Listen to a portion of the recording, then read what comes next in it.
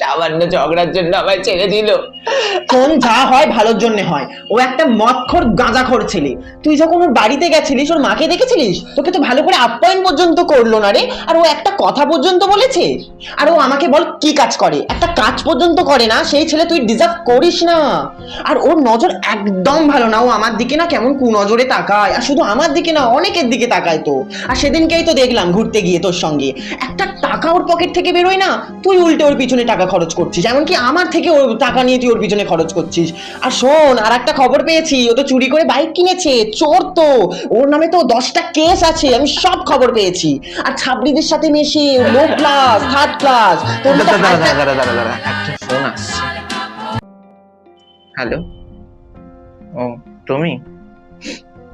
বোঝো না যেন আমার কষ্ট হয়। কি করছো? খেয়েছো কিছু? লাভ